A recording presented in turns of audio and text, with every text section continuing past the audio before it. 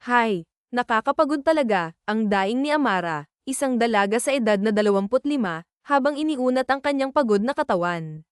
Siya ay isang kasambahay sa malawak na rancho ng pamilyang Guevara, isa sa mga pinakamakapangyarihan at mayayamang pamilya sa Ilocos. Magtatatlong taon na siyang naninilbihan dito, ngunit sa totoo lang, hindi naging madali ang kanyang buhay.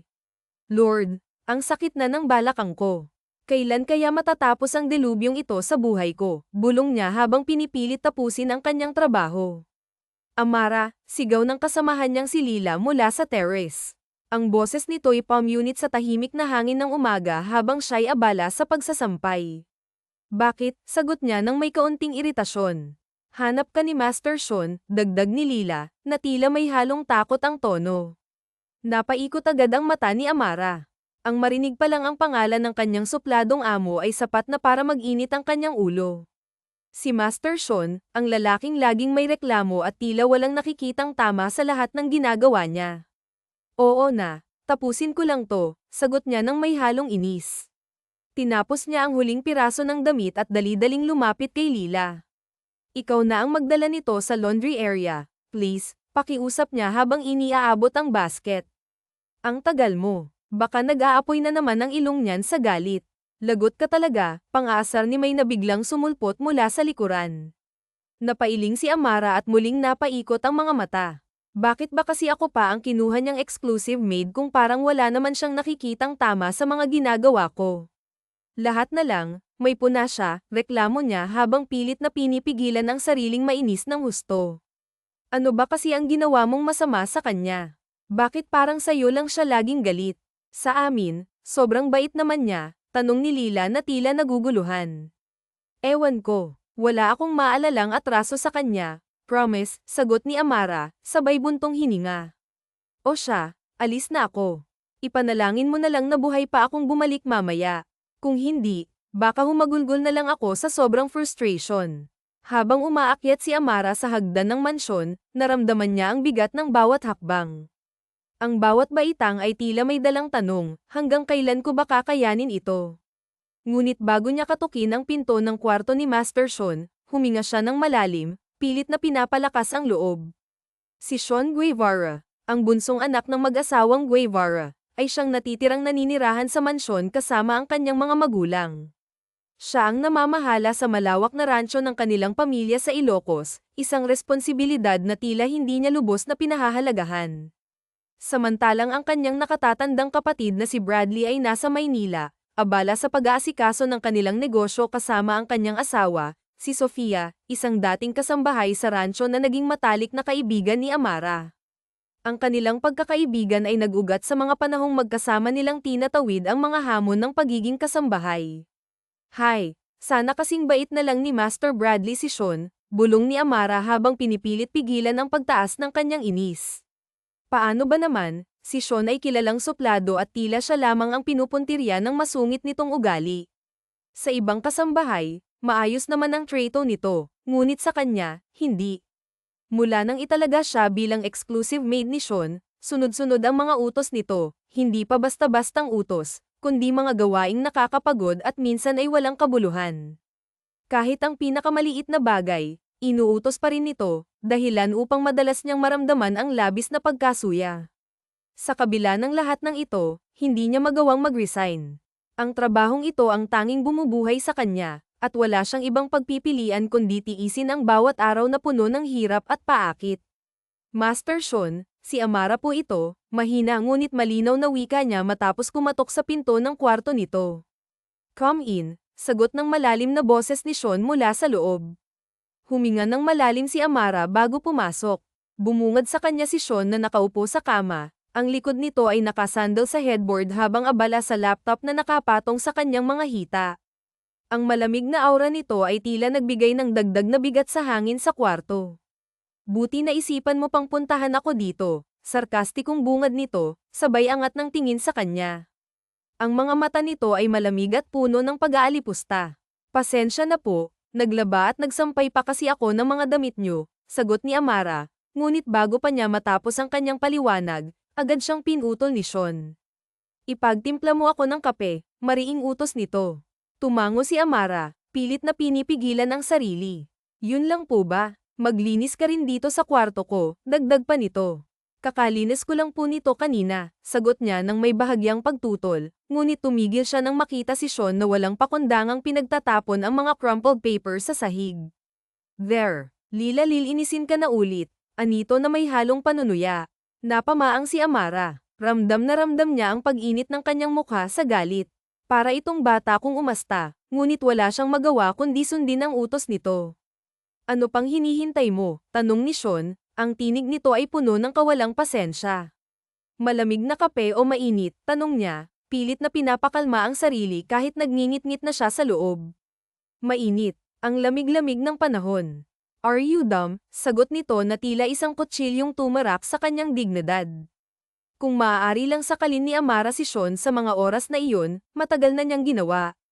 Ngunit sa halip, lumabas siya ng kwarto upang magtimpla ng kape. Pagbalik niya, inabot niya ito kay Sean at sinimulan na niyang linisin ang kwarto, kahit labis ang kanyang inis. Ano ba itong kapeng to? Napakatapang, reklamo bigla ni Sean matapos tikman ng kape. Tumigil si Amara sa pagva-vacuum. Hindi yung favorite mo yan na kape, matamis. Ayoko nito, magtimpla ka ulit. Pero sabi ko magtimpla ka ulit, sigaw nito, sabay titig ng matalim sa kanya. Sa puntong iyon, sagad na ang pasensya ni Amara. Lahat ng hirap, lahat ng pagod, lahat ng pagpapahirap ni Sean sa kanya ay biglang sumiklab sa kanyang isipan. Galit siyang lumapit kay Sean at inagaw ang kape nito. Uminom siya ng diretso mula sa tasa. Hindi naman matapang hiyaw niya. Ang boses niya ay nanginginig sa galit. Nagulat si Sean, tila natameme sa biglaang agresyon ni Amara. Sabi mo matapang, ulit niya. Ang mga mata niya ay puno ng galit habang nakatitig sa amo. Sinisigawan mo ba ako? Ani Sean na ngayon lang nakabawi sa gulat. Sinisigawan mo kasi ako nang walang dahilan. Sabi mo matapang, hindi naman, sagot ni Amara. Ang mga luha ay nangilid na sa kanyang mga mata. Sa unang pagkakataon sa 3 buwan, umiyak siya sa harap ng kanyang amo. Nagulat si Sean sa nakita. Hindi niya inaasahan na ang kanyang mga salita at kilos ay magdudulot ng ganitong reaksyon mula kay Amara. Pasensya na po, huwag niyo po akong tanggalin.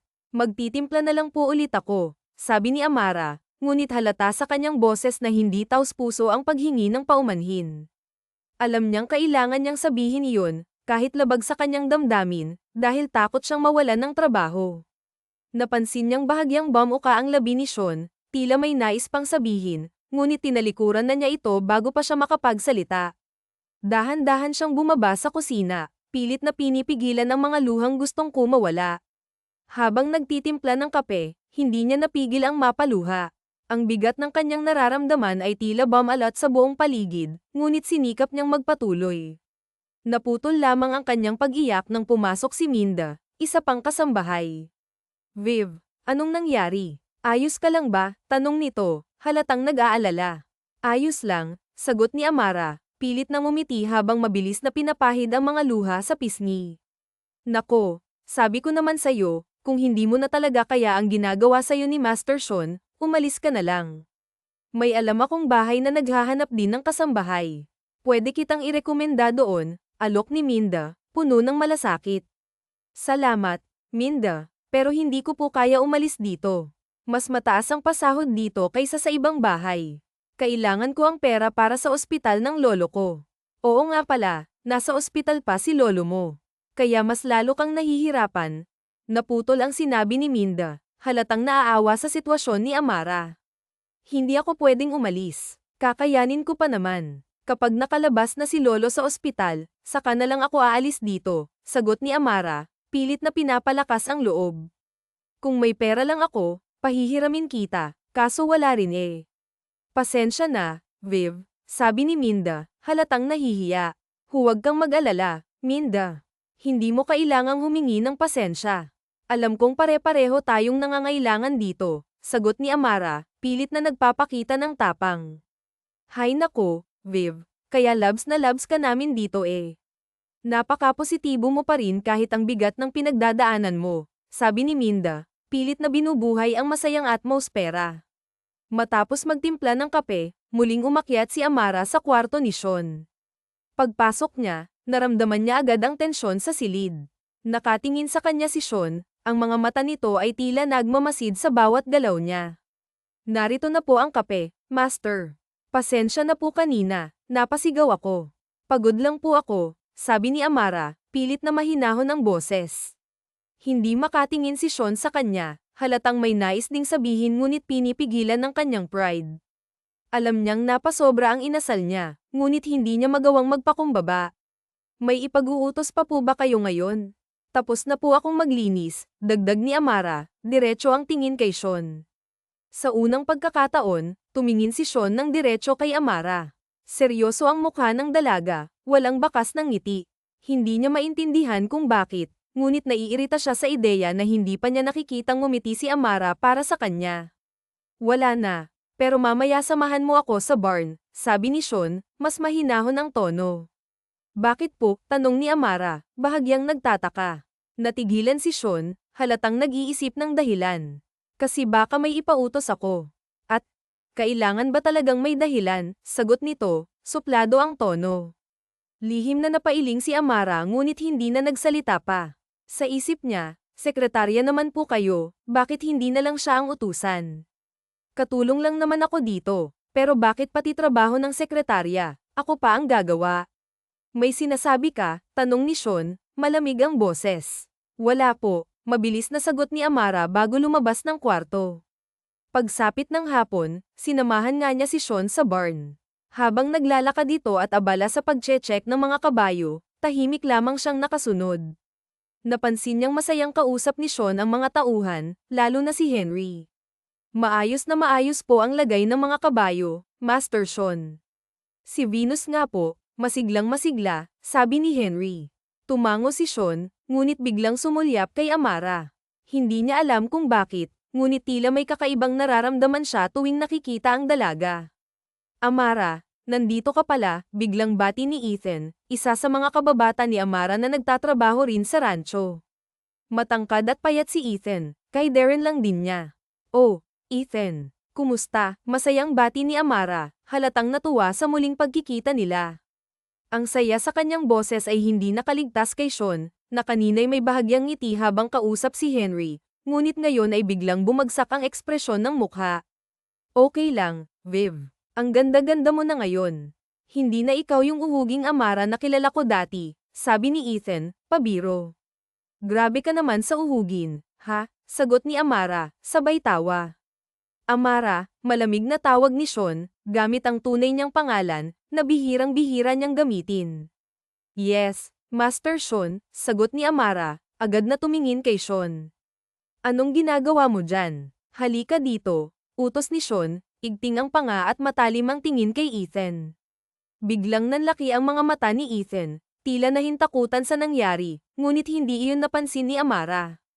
Ethan, mamaya na lang tayo mag-usap, ha? Pagkatapos ng trabaho, mag-catch up tayo, sabi ni Amara habang nakangiti, hindi alintana ang tensyon sa paligid. Ah, oo. Sige, sagot ni Ethan, halatang wala sa sarili. Kapansin-pansin ang malamig na tingin ng kanilang amo na nakatuon sa kanya. Sige, bye-bye, paalam ni Amara na may ngiti pa rin sa labi. Nang medyo malayo na ang distansya nila ni Sean, naglakad-takbo si Amara papunta sa tabi nito. Ngunit nang magkatabi na sila, ramdam niya agad ang bigat ng tingin ni Sean sa kanya, tila ba may nais itong iparating.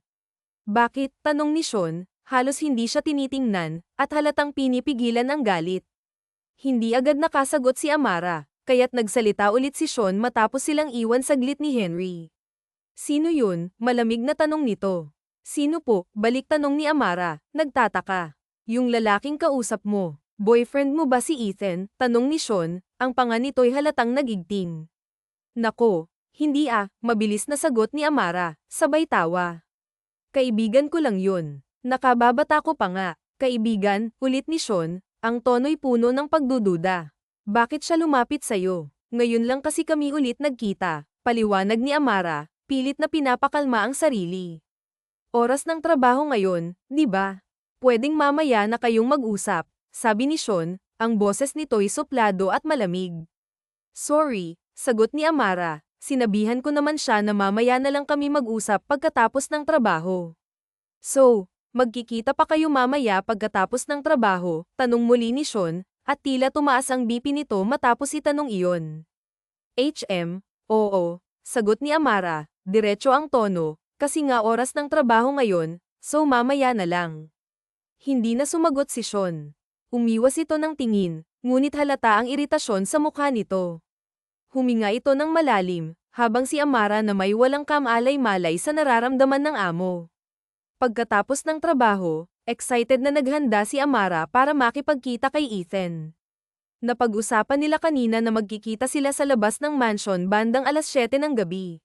Masaya siya dahil matagal na niyang hindi nakikita ang matalik na kaibigan, at gusto rin niyang malaman ang balita tungkol sa dati nilang mga kababata. Ngunit bago pa man siya makaalis, biglang lumapit si Mai. Amara, pinapatawag ka ni Master Sean, sabi nito. Ha, bakit daw? Tanong ni Amara, halatang nairita. Ewan, pero sigurado akong may iuutos na naman yun. Di pa ba siya natutulog? Sumimangot si Amara, ramdam ang inis. Alam naman niyang may lakad ako ngayong gabi, dagdag niya. Nasaan siya? Nasa kwarto, sagot ni Mai. Huminga ng malalim si Amara bago tumungo sa kwarto ni Sean. Pagdating niya roon, nakita niyang nanunood ito ng pelikula sa malaking TV. Pinapatawag niyo daw po ako, tanong ni Amara, halatang inis na. Nanunood ako ng movie. Gusto ko nang may kinakain habang nanunood. Ipagluto mo ako ng merienda, utos ni Sean, hindi man lang siya nilinggan. Nagtiimbagang si Amara, ngunit sinunod niya ang gusto ng amo. Nagluto siya ng popcorn at fries, sinamahan pa ng 2 bote ng wine. Pagbalik niya sa kwarto, inabot niya ang tray kay Sean. Eto na po, sabi niya, pilit na pinipigilan ang inis. Ngunit imbes na tanggapin, sumulyap si Sean sa wine at nagsabi, gusto ko ng iba. Palitan mo. Hindi mo pa nga tinitingnan, sagot ni Amara, nakangiti sa gigil. Ayan, nakita ko na. I don't like that. Yung isa ang dalhin mo dito, sabi ni Sean, tila ng asar. Napipilitang bumaba ulit si Amara para kunin ang mamahaling wine na gusto ni Sean. Pagbalik niya, inutusan pa siya nitong buksan ito at lagyan ng wine glass. Habang ginagawa ito, napatingin si Amara sa orasan. Late na siya ng 30 minuto sa usapan nila ni Ethan. Bamantong hininga siya, alam niyang hindi na siya makakarating at siguradong umalis na rin si Ethan sa kakahintay. Nang marinig ni Sean ang buntong hininga ni Amara, napangisi ito. Akala ko ba magkikita kayo ng kababata mo ngayon? Tanong nito, halatang nangaasar. Magkikita sana, kaso ang dami mong utos, sagot ni Amara, hindi maitago ang inis sa boses. You're my exclusive maid. Sana naisip mo yun bago ka pumayag makipagkita sa kung sino-sino. You have no time for that, sabi ni Sean, sarkastiko ang tono. Hindi pa tapos ang trabaho mo hanggat hindi pa ako natutulog. Oy, parang ang laki yata ng ngiti mo puna ni Minda at Lila sa kanya. Anong meron humag-KCK si Amara? Niyaya ako ng kababata kong lumabas. Hala, si Cruz mo ba? Hindi, pero wala pa kasing nagyayaya sa akin Tsaka ililibre daw ako, hindi na rin ako nakakapamasyal dito. Kaya pala ang laki ng ngiti mo. Sana all ipagkakalat namin ta. Hoy, huwag na. Nakakahiya, parang tanga naman Tawa ni Amara, pero tinutuon ng 2 sinabi chicken nila sa iba na may date si Amara at narinig yun ni Sean dahil saktong kakalabas lang nito ng kwarto. What are you talking about? Tila kulog ang boses sa lalim na tanong ni Sean. Madilim ang tingin nito sa mga katulong na nag-uusap-usap. Pasensya na po Master Sean. Sino may date si Viv po? Sinong ka-date? Yung kababata niya raw po Hindi namin sure. Sabay kabad umiti ang isang katulong mabait. Si Sean sa kanila parehong hindi nila alam kung bakit mukhang papatay ito sa itsura nito ngayon. Okay, magtrabaho na kayo ulit, stop gossiping around. Opo and call Jan please, sabi niya bago muling pumasok ng study room. Naupo siya sa civil chair at nagpaikot-ikot doon habang nag-iisip at naghihintay ang mga kamay niya ay magkahawak at ang mga mata ay madilim. Pinapatawag niyo po ako, tanong ni Amara pagpasok. Pack your things now, sasama ka sa akin sa Batangas, mabilis na sabi ni Sean. Ha, Lila trabaho ako doon we stay there for 2 weeks bakit kasama ako because? You're my exclusive maid, nakalimutan mo na ba, masyado bang lumilipad ang isip mo sa ibang bagay, nakakalimutan mo na ang trabaho mo, pero day off ko na sa Sunday and lilalakad din ako, mahinang sabi ni Amara. Nagtaas ng kilay si Sean at lumas siya, hindi sa tuwa kundi sa galit. Lakad, anong lakad dit? Sabay halakhak niyang nakakainsulto. Tumalimang tingin ni Amara sa kanya. Ano bang mas importante sa'yo, date o trabaho? Pero day off ko nga ng Sunday, babayaran kita. Babayaran ko ang day off mong ayon. Your grandfather is in the hospital, right? You need money. Babayaran ko lahat ng gastusin mo sa ospital, just come with me. Nagulat si Viv. Totoo, lumitaw ang evil SPK ni Sean. Mukha ba akong nagbibiro? Malaki ang bayarin ko sa ospital, seryoso ka ba? At saka, ano ba kaimportante ang trabaho mo sa Batangas na kailangan pa ako? Pagtataka ni Amara. Importante, sabay ngisi muli ni Sean. Kinailangan tuloy ni Viv na ay cancel ang usapan nila ni Ethan nung araw din na yun. Labis-labis talaga ang hiya niya, pero wala rin siyang magawa at bago matapos ang araw bumiyahe na sila ni Sean. Ginamit nila ang SUV nito, ito ang nag-drive, samantalang nasa passenger seat naman siya sa tabi nito. Pagdating nila ng Batangas, nagstay silang dalawa sa isa sa mga rest house nito doon. Ano bang trabaho mo dito? Tanong niya kinabukasan pagkatapos ay lapag ang breakfast ni Sean sa lamesa. Bagong ligo si Sean, mamasa-masa pa ang buhok nito at nakasuot na ng panggalis. Sabayan mo na ako sa pagkain, Anes yan, may multo na ngisi sa labi na pak. Kap-kap naman si Amara. Hindi na pagkatapos mo na lang sabayan mo na ako para hindi masayang ang oras. I'm meeting a business partner at alas 9, hindi kita pwedeng hintayin habang kumakain ka. Wala tuloy nagawa si Amara kundi ang sabayan na lang ito. Pagkatapos ng meeting mo, ano pang gagawin natin ngayong araw? At saka nasan yung secretary mo? Tanong niya pagkuha ng plato at kutsara. My secretary is on a vacation. Wow, vacation? Pinagbakasyon ko muna siya. Pinagbakasyon mo? Lila, pupuntahan ka ditong importante sabi mo tungkol sa business. Salubong ang kilay na sabi ni Amara. Umisis-isi yan bago uminom ng kape. I'm meeting a business partner, he is the very important person I'm talking about. Pero pagkatapos nun wala na, kaya pinagbakasyon ko na muna siya. Hadi ko gets, paanong wala na? Sabi mo 2 weeks tayo dito. Hindi sumagot si Sean. Lila, pumasok namang ideya sa utak ni Amara pero ipinagsawalang bahala na lamang niya yun. Anong gagawin mo dito in 2 weeks? Let's see, maybe visit some great places here. Para lang nagbabakasyon ka niyan? Exactly, so ibig sabihin magbabakasyon ka lang dito? Hindi makapaniwalang sabi ni Amara. Hindi naman tinang Jinisan kaya namula ang mukha niya sa galit. Bakit pa ako sinama dito? Kung ganun ay need a maid. Pakiramdam ni Amara ay sasabog na siya. Anong oras? Sa narinig na sagot, yin the maid. So sinayan ko lang pala yung day off ko para dito. Day off mo kasi may kadate ka sa day off mo. Nis-nis yan, pero iritado. Ano naman? Ngayon kung may kadate ako sa day off ko, problema ba yun? Hindi ba ako pwedeng makipag-date sa day off ko? Hindi galit ding sabi ni Sean. Natigilan si Amara pero mas lalo lang nagalit. At bakit hindi? Day off ko naman yun, hindi ka pwedeng makipag-date sabi ni Sean at kinalabog ang lamesa. Patayo, do you understand? Bakit nagugulat at naguguluhang sabi ni Amara? Matalim ang tinging dumukwang sisan palapit sa kanya.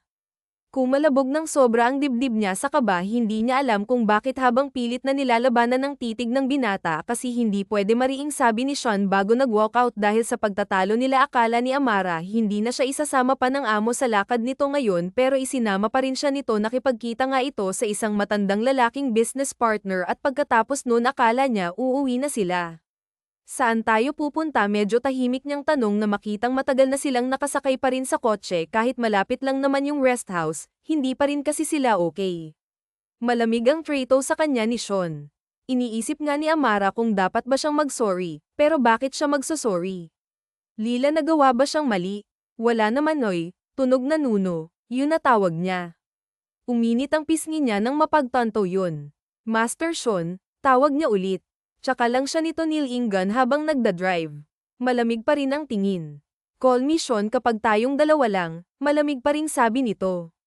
Ha, hindi pwede, natatawang sagot niya. Sinong nagsabi? Wala, pero call me Sean. Gusto pa sana makipagtalo ni Amara pero bumantong hininga na lang siya. Hindi niya alam ba't galit si Sean, pero ayaw niyang dagdagan pa ang galit nito at baka ma-assassinate pa siya. Saan nga tayo pupunta? Tanong ulit niya. To a place where we can both relax. Kumunat ang noo ni Amara. Saan naman yun? Takot ka ba sa dagat or any types of bodies of water? Imbes sa itanong nito. Hindi, sagot niya. Great, saan nga? Hindi na sumagot si Sean pero nalaman niya rin naman kalaunan na dinala siya nito sa isang lake park at nagrenta ito ng maliit na bangkang sasakyan nila. Gulong-gulo si Amara kung ba't sila sasakay sa ganun, pero dahil never pa niya na-try yun, na-excite din siya. Kinakabahan ako, aniya nang nagsimula nang lumayo ang bangka sa boardwalk. Don't be, wika ni Sean at hinawakan ang kamay niya. Natigilan si Amara at nagulat na napatingin kay Sean. Seryoso itong nakatitig sa kanya, at sa intensidad ng titig nito, gustuhin niya mang magtanong kung bakit nito hinahawakan ang kamay niya, hindi niya magawa.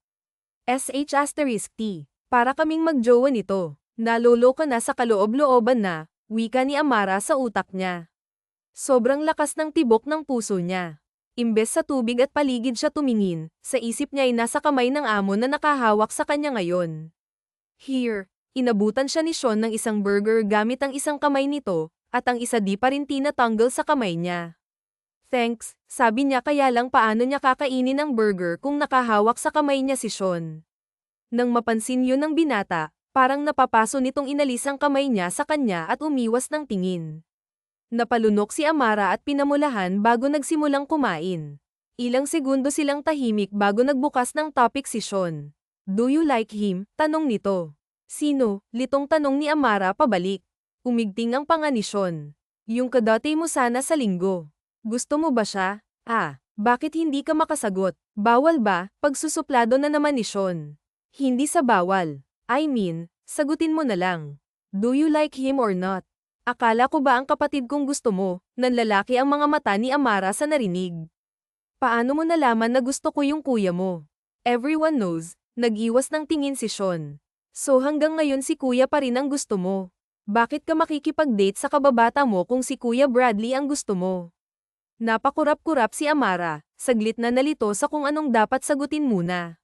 Gusto ko lang mag-entertain ulit ng ibang lalaki kasi tumatanda na din ako, masama ba yun? Her only 24, matanda na din yun, no? Tsaka bihira lang na may mag-aya sa aking lumabas, baka hindi ako makapag-asawa, sagot niya. Kung makapagsalita ka, parang kahit sinong magyaya sa'yo papayag ka. Tumawa si Amara, pwede. So, kung hayain kitang lumabas, papayag ka, seryosong tanong ni Sean at dumiretso na ang tingin sa kanya. Nawala ang ngiti ni Amara at napapigil siya sa paghinga. Bakit mo naman ako aayaing lumabas? What do you think? Ano ba ang rason ng lalaki kung bakit nila niyayaya ang babaeng lumabas? Ano sa tingin mong intensyon ko? Natawa si Amara sa kaba. Pakikipagkaibigan. Sumanggid si Sean, kapag kanan ay ngumisi tila ba na-amuse sa sagot niya. How about this? Pakikipagkaibigan pa rin ba ang ganito? Alin, natigilan si Amara nang biglang dumukwang si Sean at hinayla ang kanyang braso, dahilan para halos sumubsob siya dito, pero bago pa siya sumubsob, sinapunan ni Sean ang kanyang mukha at walang ano-ano'y siniil siya ng marahas na halik. Nanlalaki ang kanyang mga mata at hindi siya nakagalaw sa labis na gulat hanggang sa matapos si Sean sa halik. Tameme siya. How about that? Namamaos ang boses at namumungay ang mga matang tanong ni Sean. Bakit mo ginawa yun? Naghahabol pa ng hiningang tanong ng dalaga. Mabilis din ang tibok ng puso niya at parang anytime ay sisabog na yun. Ngumisi si Sean. What do you think? Napalunok si Amara at hindi nakapagsalita. Naging tahimik siya buong oras sa kakaisip kung bakit siya hinalikan ni Sean. Ayaw sagutin ng binata, at may naiisip na rin siyang posibilidad pero ayaw tanggapin ng puso niya. Natatakot siya, nalilito. Gusto ba siya ni Sean kaya siya nito hinalikan o pinaglalaroan lang siya nito? Lutang siyang naglakad pababa ng bangka nang dumaong na sila ulit. Akmang maglalakad na sana siya, tulala, nang hinuli ni Sean ng rest niya. Hinarap niya ito at nakita ang matinding pag-aalala sa mukha nito. Amara, are you okay? Nababahalang tanong ng binata. Marahan siyang tumango. Okay lang, aniya at binawi ang kamay mula dito. Sa pagbawi niyang yun, nakaramdam ng labis na takot at kaba si Sean. Naisip ni Sean na nagalit siguro si Amara sa halik niya, na hindi nito yun nagustuhan. Sa bagay, bakit naman ito magugustuhan yun? Naging suplado at malupit siya dito, sobra-sobra ang pagpapahirap na ginawa niya sa dalaga tapos bigla niyang hahalikan. Napahilamos ng mukha si Sean sa frustration, hindi niya alam ang gagawin. Kusa na lang gumalaw ang katawan niya at niyakap mula sa likod si Amara na natigilan sa paglalakad dahil doon. I'm sorry, Viv. Please don't be mad at me. Hindi ko na uulitin yun, gulat na gulat si Amara, Ramdam na ramdam niya ang takot sa boses ni Sean, mas lalo siyang naguluhan. Master Sean, gulat na tawag niya. Sean, I said, call me Sean, nakayakap pa ring sabi nito. Sean, bitawan mo ako. I'm sorry, love. Masyado akong nadala sa nararamdaman ko. I won't do it again. I won't kiss you again if you don't like it, just don't be mad at me. Hindi ako galit. Why are you so silent then? Hindi umimik si Amara at tumitig lang kay Sean hanggang sa makauwi sila sa rest house. Hindi niya sinagot ang amo. Minabuti na lang tuloy ni Sean na umuwi na lang ulit sila ng Iloilo sa Rancho Guevara. Hindi na rin yumangal si Amara dahil yun din ang gusto niya. Kapag nagtagal pa kasi silang magkasama na silang dalawa lang, feeling niya mababaliw siya. Tinawag niya akong love, hindi makapaniwala ang usual niya pagdating sa maid's quarter nang nasa rancho na ulit sila. Sobrang bilis ng tibok ng puso ni Amara. First time niyang makaramdam ng ganito. Anong nangyayari? Bakit siya ganon? Gusto niya ba ako? Pumikit ng mariin si Amara. Para talagang mababaliw na siya. Amara ay anak ng... Napatalon sa gulat na sabi niya nang biglang pumasok si Mai. Natawa si Lila sa kanyang reaksyon. Oh, anong nangyari? Sao, pinapatawag ka ni Master Sean sa study room. Ako, bakit? Sino pa ba? Ikaw ang maid niya, alangan naman kami yung tawagin niya, tawa ni Mai. Napakamot ng batok si Amara at lumabas na. Kabadong-kabado siyang naglakad papunta sa study room. Kailanman hindi siya kinabahan habang papunta kay Sean, ngayon lang. Dati irita ang nararamdaman niya, bakit ngayon biglang nagbago? Master Sean, nauutal niya pang sambit niya pagpasok doon. Nakaupo si Sean sa swivel chair at nananaliti ang mga matang nakatingin sa kanya. Kumain ka na? Tanong nito. Oo. Tumayo bigla si Sean at sa hindi malamang dahilan, napaatras si Amara dahil doon. Natigil tuloy ang binata nang mapansin yun. Si Amara naman nagtaka rin bakit ganon ang kilos niya. Pwede ba akong lumapit? Marahang tanong ni Sean. Oo, wika ni Amara. Huminga ng malalim si Sean bago lumapit. Let's talk about what I did. Napalunok si Amara. Okay lang naman, hindi ako galit. Promise hindi ka galit pero mag-explain pa rin ako kung bakit ko ginawa yon. Mas lalong kinabahan si Amara. Bakit mo nga ba ginawa yon? Pinaglalaroan mo ba ako? Hindi ko maintindihan bakit mo ko hinalikan. Dahil gusto kita. Nang laki ang mga mata ni Amara. Gusto mo ako. Matagal na, Haven. Pagtapak mo pa lang dito sa rancho 3 years ago gusto na kita. But you always got your eyes on my brother at kahit nagpapapansin na ako sa'yo dati, hindi mo ako pinapansin. That's why I made you my exclusive maid pero kahit ganun, wala ka pa ring pakialam sa akin. I felt like I'm some ghost every time I see you. So nagagalit ako lagi sa'yo kaya pinahihirapan kita, tapos dun mo lang ako napapansin kapag nagagalit ka sa dami ng utos ko so I settled for that and I'm sorry. Napamaang si Amara, hindi siya makapaniwala.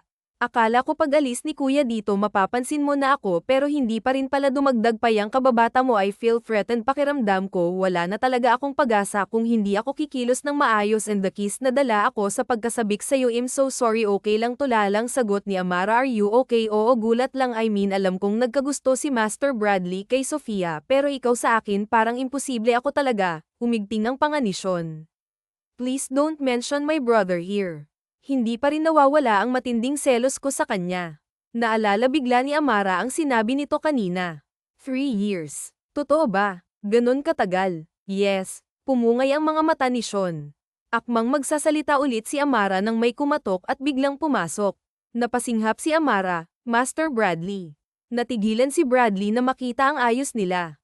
Sorry, did I disturb you guys? Umiling-iling agad si Amara. Hindi pero ano pong ginagawa nyo dito si Sofia H. Hindi ko siya kasama Viv. Pwede bang makausap ang kapatid ko ha? Assure nilingan ni Viv si Sean. Madilim ang tingin nito sa nakatatandang kapatid pero nang sumulyap sa kanya ay lamambat ang tingin nito. Muling bumilis ang tibok ng puso ni Amara at bago pa siya mahimatay ay lumabas na siya doon. Ngumisi naman si Bradley kay Sean. What's that? Umamin ka na sa kanya. Shut up kayo na kung kayo na please brace yourself. Ikaw na lang ang inaasahan ni Mama sana sa mga arranged marriage setup ng pamilya natin. If she finds out you're into our maid to she'll probably raise hell. Now I won't let anyone ruin this good anyway. Nagsimula na sa paglatag ng totoong pakay si Bradley pero lumipad naman ang utak ni Sean simula ng araw na iyon hinayaan na ni Sean ng sarili na kumilos gaya ng gusto niya talaga pagdating kay Amara hindi na siya naging suplado at hindi na rin ito inuutos-utusan ng marami. Ang ginagawa niya lang ay nagkukunwari siyang mauutes, pero gusto niya lang talagang nasa malapit ang dalaga. At kung dati kaya pang pigilan ng selos niya sa mga lalaking umaaligid dito, ngayon hindi na. Ano na namang problema mo? Tanong ni Amara sa kanya. Padabog niya kasing sinara ang pinto ng kanyang kwarto. Bad trip siya. Nakita niya lang namang humalik si Ethan sa pisngi ni Amara. Ano sa tingin mong problema ko ngayon, Haven? Malamig at nanghahamang tanong niya. Tumawa si Amara. Sa pisngi lang yun. Sa pisngi lang yun. Paklang tumawa si Sean at muling nagtanong na, nagustuhan mo. Hindi kasi hindi siya si kuya, wika niya. Bitter. Bakit na naman nasali ang kuya mo dito? Kasi siya ang gusto mo o hindi na si Ethan na? Ano bang sinasabi mo? Alam mo kung nagseselos ka, magselos ka lang. Hindi yung nagagalit ka. Ba't sa akin ka nagagalit? Kasalanan ko bang hinalikan ako nun? Malay ko ba hindi ko naman alam na gagawin niya yun. Nagtiimbagang si Sean at Lam para panasan ng pisngi ni Amara kung saan humalik si Ethan. I don't want other guys kissing you, HM, hindi tayo. Uy, kailan magiging tayo? Diretsong tanong niya. Pagputi na ang uwak, sagot ni Amara at tumalikod na para sana umalis na, pero hinawakan ni Sin ang braso niya at pilit siyang pinaharap muli. Hindi mo ba talaga ako gusto? Nabasag ang boses ni Sean. Sean, gulat na sambit ni Amara. Si kuya pa rin ba? Hindi umimik si Amara. Tumango-tango si Sean kapag kuwan ay binitawan ng kamay ni Amara. Alright, I understand. Iwan mo na ako, pero leave please, sabay talikod ni Sean para hindi makita ng dalaga ang pagbanho. Si Amara kundi iwan siya, paglabas nito tsaka siya nagmura. This is so gay at I can't believe umiiyak ako dahil sa selos, galit na utos ni Sean. Samantala, lutang namang naglakad sa hallway si Amara. Iniisip niya ang mga mata ni Sean kanina nang magtanong ito, kitang-kita niya ang sakit, pagod at dismaya sa mga mata nito. Wala ba talaga akong gusto sa kanya? Hindi maiwasang tanong ni Amara sa sarili. Pagkatapos ng araw na yun ay dumistansya muna tuloy si Sean sa kanya. Medyo nanibago tuloy si Bibi dahil nasana na siyang ginugulo ng amo. Hoy, alam niyo ba may dalang babae si Master Sean ngayon sa kwarto niya? Natigilan si Viv sa pagpunas ng vase nang marinig yun, nagtsitsismisan ng ilang mga katulong malapit sa kanya. Nang inag ang kalamnan ni Amara. Talaga, wow. Parang bago yan ah. First time yan, wika ni Mai. Oo nga, girlfriend niya siguro no naman yun magdadala dito sa mansyon kung hindi. Nasa kwarto pa. Napaawang na ng labi si Amara sa puntong yun pakiramdam niya na punit bigla ang puso niya na imagine niya agad si Sean na may kasamang babae sa kwarto nito at nagmimilagro sila parang apoy na lumiyab sa galit si Amara. Hindi niya alam kung saan siya kumuha ng guts na pumunta sa kwarto ni Sean basta nanginginig siya sa matinding galit. Sumabog ang pinto ng kwarto ni Sean pagbukas niya noon pero imbes na may makitang babae, mag-isa lang si Sean. Nasaan siya ho? Tanong ni Sean. Lilangisi sa labi. Ong babae mo, naiiyak na sigaw ni Amara.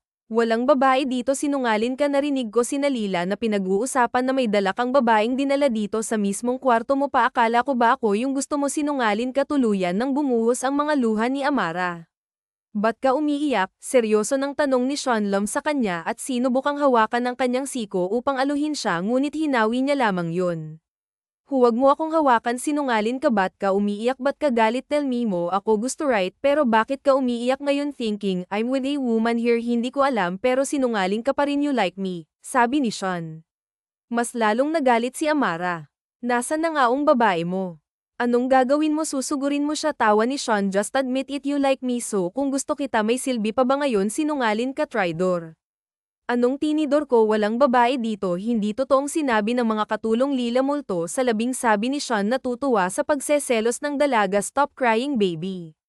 Walang ibang babae, wala akong iba, sinungaling. Ask that ma, then malalaman mong inutusan ko lang siyang ipakalat ang kwentong yun. Ano, natigilan sa pag-iyak na sambit ni V, humalakhak si Sayan at niyakap siya. I'm sorry, I just really want to know kung magseselos ka ba o hindi, kung wala ka ba talagang nararamdaman. Sira ulo. Bahagyang lumayo si Sean para matignan siya ng maayos habang bang nakangisi. Gusto mo ako, Amara? There's no doubt about that. Hindi tanggi ni Amara. Then how can you explain the drama you made? Siguro merong kahit kaunti, pero kahit kaunti, Haven, masaya na ako ni Sean at dumukwang para halikan siya. Hindi alam ni Amara kung bakit imbis na itulak ang binata ay kusang pumikit ang mga mata niya. Hinayaan niyang halikan siya ni Sean at dahil sa ginawa niyang yun, alam niyang hindi na talaga siya makakatakas ngayon sa binata. Siguro nga nahulog na rin talaga siya kay Sean. Ayaw niya lang aminin agad dahil naiirita pa siya sa lahat ng mga pagpapahirap nito sa kanya noon, pero hindi niya rin talaga may kakailan na gusto niya rin ito at ngayon hahayaan niya nang lamunin siya ng nararamdaman. You're mine now, lock. Tapon susi, alisan. Tapon susi, baliw-baliw saw. Girlfriend na kamatahatam, ang tagal kong pinangarap. Emosyonal pang saad ng binata. Ewan ko saw, halikan mo na lang ako, wika ni Amara. Oh.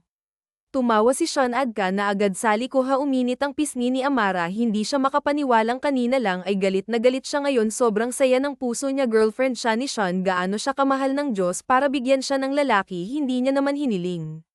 Sean, galit na tawag ni Victoria Cross sa anak. Paglipas ng 3 buwan may nabalitaan na lamang siyang hindi maganda. Yes ma'am, nakangiting tanong ni Sean. Umiling-iling si Victoria Cross. Anoong narinig ko na nakita kang kayakap ang isang katulong sa kitchen area na may relasyon daw kayo? Please tell me those are just rumors. Nawala ang itas sa labi ni Sean, agad siya nagseryoso. It's true ma'am, may relasyon kami ni Javian. What, anak? Mahal ko si Haen ma'am, ayokong magpakasal sa babaeng hindi ko mahal. Please give us your blessing. No, pinayagan ko na ang kuya mo dahil nandyan ka pa naman. Now you're going to do this ma'am, hindi ko matatanggap. Break up with her. Ano na lang ang mukhang may haharap ko sa mga kumari ko nito. Oh my god, iisipin nilang cheap ang pamilya natin dahil 2 katulong ang naging daughter-in-law ko. Nagtiimbagang si Sean. Is that even a big deal? At least hindi sila criminal mom. No please, sorry mom, I won't break up with her. I love her. 3 taon akong nagtiis at naghintay, ibigay nyo na sa akin to please. I'm sorry din anak, but no, sabi nito bago nagmarch sa palabas ng pinto. Napahilot na lamang ng sentido si Sean. Kinausap niya na tuloy agad si Amara tungkol doon para kung sakaling kausapin man ito ng ina ay handa na ito. Tama naman kasi ang mama mo, parang nakakahiya nga, nakatulong kami, hindi ka ba nahihiya? Tanong ni Amara. No, hindi ko maintindihan kung saan ang nakakahiya doon. Javian, desente naman ang trabaho nyo. Lila, kalakihan ng kita sa aming rano, masipag ka at inuuna lagi ang pamilya. What's embarrassing about that?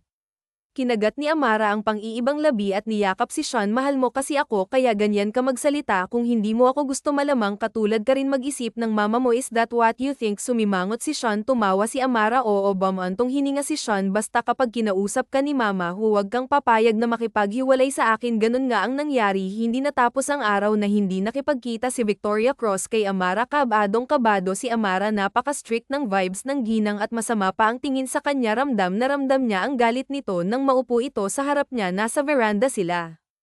I'll offer you 10 million, layuan mo ang anak ko, mariing sabi ni Victoria Cross. Ngumiti agad si TV. Taasan mo pa po, taasan mo pa po yan. Hindi ko po hihiwalayan ang anak nyo, patuloy niya. Ikaw, joke lang po madam, pero yung sa hindi hihiwalayan si Sean, seryoso po ako doon. Please po, ayoko po sana ng ganito. Ito po yung dahilan kung bakit hindi ko agad tinanggap si Sean, dahil alam kong mangyayari ang ganito, pero ngayon po handa po kong harapin pero umaasa pa rin akong hindi sana hayaan nyo na lang po kami kasi totoo naman pong nararamdaman namin para sa isa't isa. Ramdam ko pong genuine sa akin si Sean at ganun din po ako sa kanya. Liar, you are just using him for money. Pareho kayo ng kaibigan mong si Sofia. Wala po akong pakialam sa yam ni Sean. Ayoko po ng instant money, sadyang mayaman lang po talaga siya, bonus lang po yun. Umiling-iling si Mrs. Guevara. Biglang nagmamakaawa siyang tinignan na iya. Please, if you truly love Sean, let him go. Hindi ka bagay para sa kanya, may babae nang nakalaan para sa kanya. Hindi po ako magdedesisyon para kay Sean sa bagay na yan. Let him choose who he wants to be with po. Yan po ang tunay na pagmamahal. Kung ganun, palayain mo siya. Kahit po palayain ko si Sean, gag-apang sa pabalik sa akin. Kilala ko ang anak niyo madam at alam kong kilala mo rin siya. Alam kong alam mo na ganun ang gagawin niya. Galit na sinabuyan siya ng tubig ni Victoria Cross. Sakto namang nakita yon ni Sean. Mama, tumakbo ito patungo sa kanila at mabilis na hinawakan si Amara. Are you okay? Okay lang, medyo gulat pa ring sagot ni Amara, hindi tinatanggal ang titig sa ina nito. Why did you do that? Tumaas ang boses ni Sean na wika sa ina. Sean, huwag mong sigawan ang mama mo, wika ni Viv. Umigting ang panga ni Sean kapag kanan ay hinawakan sa palapasuhan ng nobya para hilahin na ito paalis doon. Pumasok sila sa quarter, napat pa ang nagpapahingang si Lila doon nang pumasok silang magkahawak kamay. Please give us a moment, wika ni Sean. Paulit-ulit tumango si Lila, nalilito pero walang imik ding lumabas si Yan. Wika ni Amara, pack your things, we're leaving. Mabilis na utos ni Sean. Saan tayo pupunta? Kahit saan basta malayo dito. Mom won't accept us easily and she will fire you too, so unahan ko na lang din. Magtatanan tayo. Kabadong saad ni Amara. Namungay ang mga mata ni Sean at hinawakan ang kanyang kamay. Are you willing to do it with me? Okay lang sa akin. Maayos naman na si Lolo at ang pamilya ko, pero ikaw seryoso ka ba dito? Paano ang work mo at saka ang trabaho ko? I can work for us, I will provide haven. Titig na sabi ni Sean na palunok si Amara. Ano love, please, I can't afford losing you. Kung ito lang ang tanging paraan para makasama ka, gagawin ko. God, hindi ko sasayangin ng 3 taon para lang makipag-break sa 3 months nating relasyon. Sasama ako, basta huwag mo lang akong lolokohin. Subukan mo lang talaga. Sean, tumawa si Sean at niyakap siya. I won't. You were my dreams for so long, baby. Ngumuso si baby. Oo, napaki ka na ngayon din agad. Umalis na tayo, wika ni Sean. Paano kayong mga gamit mo? Nakapag-impact na ako kanina pa. Gusto mo bang dumaan muna tayo sa inyo para makapagpaalam ka sa pamilya mo? Malambing na tanong nito. Huy, saan ka nakakita ng magtatanan na magpapaalam? Tawa ni Amara. Aalis lang naman tayo dahil sa pamilya ko. Ayos lang naman yata ako sa pamilya mo, sagot nito at muli siyang niyakap. Tumango-tango si Amara. Okay, ipapakilala na rin kita sa kanila pagkatapos sasabihin kong sasama na ako sa Maynila dahil maghahanap din ako ng trabaho doon. Ngumiti si Sean at hinalikan ng kanyang noo. Kabado naman si Amara, pero dahil ang nobyo naman niya ang makakasama, wala siya masyadong pinag-alala. Ginawa nga ng dalawa ang plano. Pagkatapos ipakilala sa pamilya, lumuwas din sila agad patungong Maynila at sa pinaglumaang condominium ni na Sofia at Bradley sila tumira ng ilang buwan. Ayos na ba kayo ditong dalawa? Tanong ni Bradley nang minsang bumisita ito kasama ang asawa na kangiti at magkahawak kamay sina Sofia at Amara. Kapwa masaya na nagkita rin sila pagkatapos ng isang taong pagwawalay sa isa't isa. We're fine here, thanks kuya, sagot ni Sean. Nag-aalala ng sobra sayo si Mama. Sean, I hope you'll contact her soon kuya. Nagbabanta ang tinig ni Sean. I am not saying you should go home now, sinasabi ko lang na kontaken mo siya para alam niya at mapanatag siyang nasa maayos ka lang kayong dalawa. Muntik na siyang dalhin sa ospital noong isang araw sa sobrang pag-aalala at pagkamis sayo. Alam mo namang hindi sanay si Mama na hindi tayo nakikita. Kita, at least tell her that you're doing good. Bamantong hininga si Sean, igting ang panga. Alright, I'll try to contact her later. Samantala, nakaramdam naman ng sobrang guilt si Amara. Pakiramdam niya, kasalanan niya talaga ang lahat. Idagdag pa ang sa kanilang dalawa ni Sean, mas critical thinker siya. Mas marunong siyang magkontrol ng damdamin kumpara kay Sean na handa talagang gawin ang lahat. Huwag lang silang maghiwalay. Patay na patay at baliw na baliw talaga ang binata sa kanya. Kaya naman, sa gabi ding yun, pag-alis pa lang ng mag-asawa, kinausap niya agad si Sean. At gaya nga ng inaasahan, hindi magiging madali yun. No, mariing sagot ni Sean. Ang sabihin niyang bumalik na sila. Sean, I realized, wala naman tayong masosolve kung nandito tayo eh. Kawawa lang ang mama mo, ayokong maging selfish. Mas lalo lang siyang magagalit sa akin, ayoko naman noon. Umiling si Sean. Hinayla siya ni Amara, niyakap at sinubsob nito ang mukha sa kanyang leeg. She's going to break us up. Mangyayari lang yun kung hahayaan mo. Bakit? Hahayaan mo ba? Of course not. Yun naman pala eh. Hindi ka naman niya makokontrol sa desisyon mo. Unless kung ikulong ka niya. Matigas ang ulo mo eh. Umiling pa rin si Sean. I still don't want to go. Paano kung sa pag-uwi natin doon at kinausap ka niya ulit? Magbago ng isip mo. Hindi niya ako mapipilit, Haven. Pero ikaw, pwede ka niyang mapilit, knowing you. You're so selfless, that's what I'm scared of, love. Paano kapag iniwan mo ako? I can't handle that. I'm going to die. Sean, gulat na sambit ni Amara dahil kailanman hindi niya naisip na ganoon ang tumatakbo sa utak ni Sean. Kumalas sa yakap si Sean at sinapo ang mukha niya. Paulit-ulit siya nitong hinalikan. Pagkatapos ay niyakap ulit at tila ba takot na takot nga talaga ito. Nalaglag ang panga ni Amara. Hindi niya alam na may ganitong insecurity pa lang ang boyfriend niya. Sean, hindi kita iiwan. Wala ka bang tiwala sa akin? Lila, tiwala ako sa'yo, pero sa hinaharap, wala. I don't want to risk things if I might lose you. Mahal kita. Hindi kita iiwan kahit anong mangyari. Hindi sumagot si Sean. Hinalikan lang siya nito ng malalim hanggang sa umabot na sila sa kama. Dahil doon, hindi na muna tuloy inungkat ni Amara ulit ang topic na yon. Kung ganoon ang security ni Sean na tila ba hindi pa nito alam kung hanggang saan ang pagmamahal niya para dito, hindi muna sila uuwi. Hindi niya ito pipilitin. Ipaparamdam niya muna sa binata na kahit anong mangyari, hindi niya ito iiwan.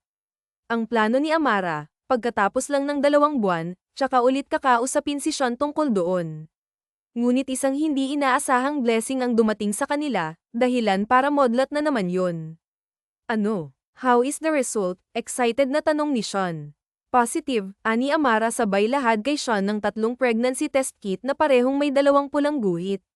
Nagpaulan ng mura si Sean at kulang na lamang ay magtatatalon sa tuwa. Thank you, Jan. Thank you. Hindi mo alam kung paano mo ako napasaya ngayon. Kinakabahan ako, Sean. Paano kung hindi ako maging mabuting ina? Don't say that. Magiging mabuting magulang tayo. Pinapangako ko yan. Ibibigay nating 2 ang magandang buhay para sa anak natin. You will be a great mother. Ngayon pa lang, paano ang arte-arte mo? Sabay irap ni Amara. Humalakhak si Sean. Pagkatapos ay hinalikan ng kanyang sentido. I love you. I can't wait to see our baby. Sana babae. Ikaw, anong gusto mo? Kahit ano basta kamukha mo. Ngising-ngisi yan. Grabe ka na talaga. Wala ka na bang ibang iniisip kundi ako? Baliw ka na. At least baliw sa'yo. Kaya naman sa iba, subukan mo lang talagang mabaliw sa iba. Lalayasan talaga kita. Isasama ko ang anak mo, banta ni Amara. Matalam ang tingin na dinuro pa si Sean. Humalakhak si Sean. I'm not scared. Hindi naman yata mangyayari. I can only see myself crazy for you. Dapat lang, kasi ganyan din ako. Ngumisi ang binata, pagkatapos noon ay dumukwang para patakan ng halik ang labi ni Amara. Pagkatapos noon, pinadulas niya ang isang ring sa daliri nito. Natigilan si Amara, nanlaki ang kanyang mga mata nang makita ang singsing. Sean, ano to? Ba't may singsing? Para saan ba ang singsing? Matalam na tinignan ni Amara si Sean dahil sa pamimiloso po nito. Suntukin kaya kita. Humalakhak naman si Sean. Nababaliw na talaga kay Amara. That's a sign of my promise. I will marry you. Namangha si Amara. Seryoso ka na ba dyan? Wala na bang bawian to? Mukha pa namang mamahalin. Kapag niloko mo ako, isasangla ko to. Umalingaw-ngaw muli ang tawa ni Sean sa buong living room ng kanilang kondo. Wala talagang araw na hindi siya masaya kapag kasama ang taong mahal niya. You and your crazy thoughts. Isipin mo na ang gusto mong isipin, kahit alin sa mga yan, walang mangyayari. Hinding-hindi na kita pakakawalan. You are trapped with me since the day you kissed me back. Ikaw din, trap ka na rin sa akin. Binigyan mo ako nito eh. Subukan mo lang talaga, kunwaring banta ni Amara. Napakasaya ng buhay ng dalawa habang nagbubuntis si Amara. Iniwasan muna nila ang mga bagay na makakapag-stress lang kaya naman imbes na isipin ang tungkol sa problema nila sa pamilya ni Sean, mas nag-focus sila sa binubuong pamilya at sa nalalapit na panganganak ni Amara. Hinggang malalim, Mrs. 1, 2, 3, push, anang doktor sa kanyang panganganak. Walang hiya ka kasi. Yan, hindi ka na talaga makakaulit, sigaw ni Amara sabay sabunat kay Sean na nasa loob din ng delivery room, dahilan upang magtawanan ang mga naroon. Aray, ano ba yan, love? Last na muna yan. Anong muna? Muling nagtawanan ang lahat. Congratulations. It's a baby boy, anang doktor. Hinihingal sa pagod na tumulo ang luha ni Amara. Bahagya ring naiyak si Sean at hinalikan ang sentido ng fiancé habang paulit-ulit na bumubulong sa tenga nito. You did a great job, love. Our little son is here. Great job. I love you. Thank you so much. Wika ni Sean, pinangalanan nilang dalawa ang kanilang anak ng Cedric Guevara. Yun na nga ang pinakamasayang araw nila sa lahat. Sa pagdating ng kanilang sanggol, pansamantala munang kinalimutan ni Amara ang tungkol sa pag-uwi at pagharap sa ina ni Sean. Si Sean naman, wala talagang pakialam. Wala siyang ibang iniisip kundi si Amara at ang bagong silang nilang anak. Para kay Sean, kontento na siya sa buhay nila ngayon. Wala siyang hinihiling pa, masayang-masaya na siya. Bonus na lang kung tatanggapin pa ng mama't papa niya si Javian at ang anak nila. Hanggang sa lumipas na nga ang 2 taon, hindi pa rin sila nakakauwi at nakakabisita ulit sa Rancho Guevara. Ma'am, may nagdo-doorbell po, sabi ng isang kasambahay na kinuha ni Amara. Sino? Ate Grace. Babae po eh. Medyo matanda na. Kumunat ang noo ni Amara at lumapit na. Pagtingin niya sa monitor, laking gulat niya na makita ang ina ni Sean na nasa labas ng kanilang unit. Mag-isa lang ito. Napamaang ang labi niya. Ano ang ginagawa ng kanyang biyenan dito? Ate, pahawak muna si Oliver. Sige po, ma'am, sagot ng katulong at kinuha na ang bata. Kabado, binuksan pa rin ni Amara ang pinto para sa ginang. Hindi niya alam kung bakit nandito ito ngayon. 2 taon na ang lumipas, pero sa 2 taon na yun ay hinandaan niya ang sarili niya sa ganito. Madam, anya pagbukas ng pinto. Hindi niya alam kung ngingiti ba siya o ano. Kumusta ka? Iya, malumanay na tanong nito sabay mapait na ngumiti. Wala po si Sean dito eh. Pero, galing pa po ba kayong Iloilo? Pasok po kayo, anya at iginiya ito papasok. Nasa trabaho pa po si Sean. Gusto niyo po tawagan ko siya para ipaalam sa kanyang nandito kayo. Ikaw sana ang gusto kong makausap. Iya, tila nahihiya pa nitong putol. Ang masungit na aura noon ay sobrang wala ngayon. Napalunok si Amara. Ako po, nilaibat ng ginang ang tingin sa buong condo unit. Puno ng concern ang mga mata nito. Dito ba kayo tumira ng anak ko sa loob ng 3 taon?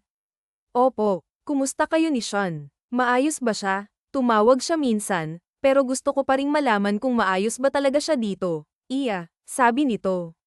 Maayos naman po si Sean.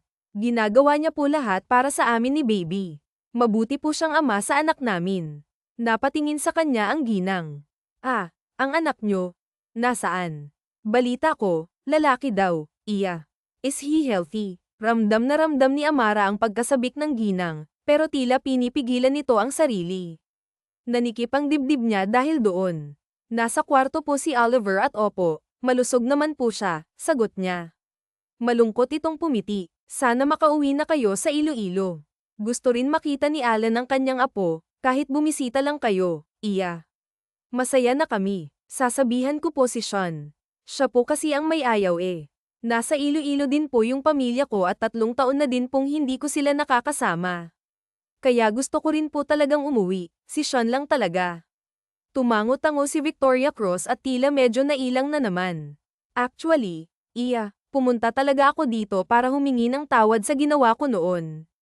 Naging makasarili ako. Hindi ko na kasi maaaring harapin pa ang mga kaibigan ko kung sa isang katulong na naman mapupunta ang isa pang anak ko.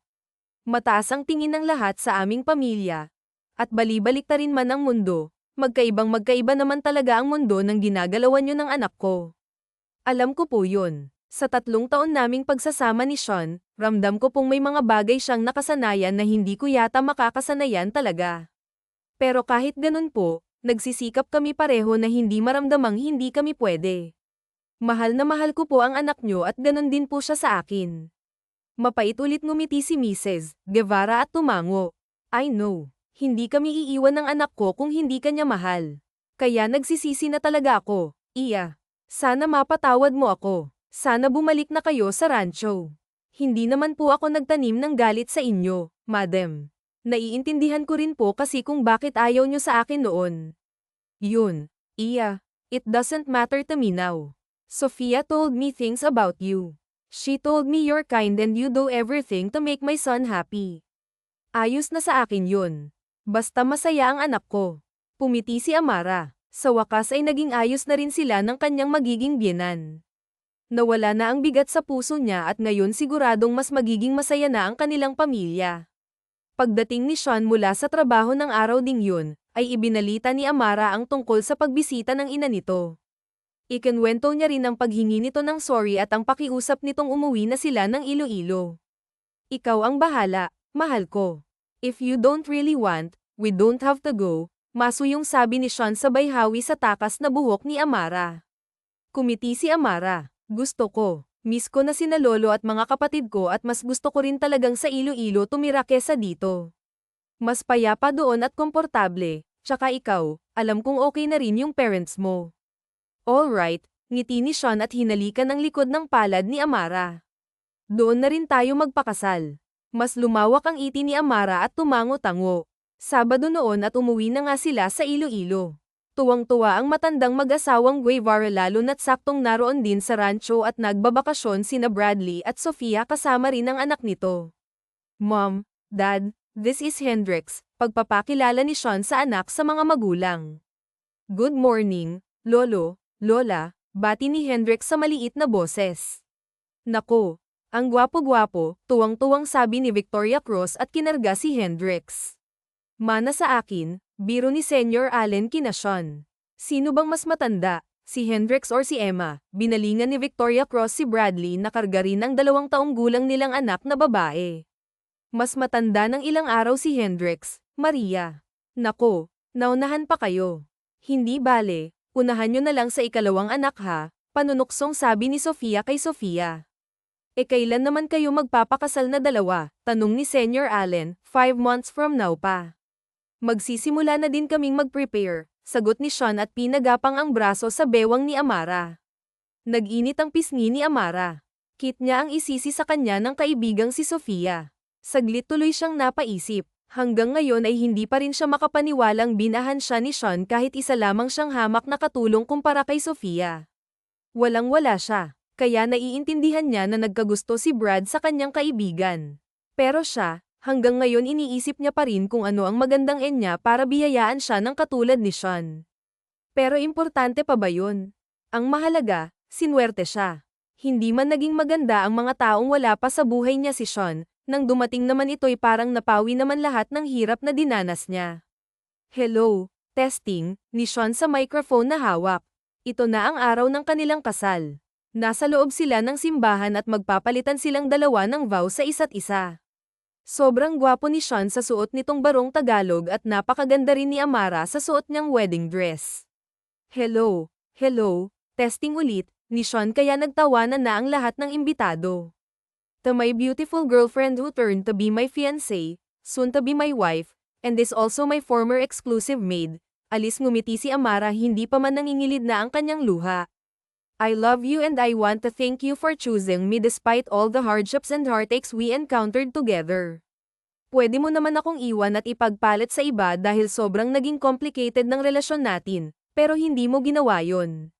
You stayed and chose to fought with me. Doon ko nasabi na tama talaga ang desisyon kong itanan to, palo tawa ni Amara habang umiiyak. Nagtawanan na rin lahat ng bisita. I love you so much my love. Pangako ko sa'yong hindi ka mag-ISIS pinili mo ako, ngumiti si Amara. Siya naman ang nagsalita, I love you to, Sean. Thank you for being faithful and loyal to me.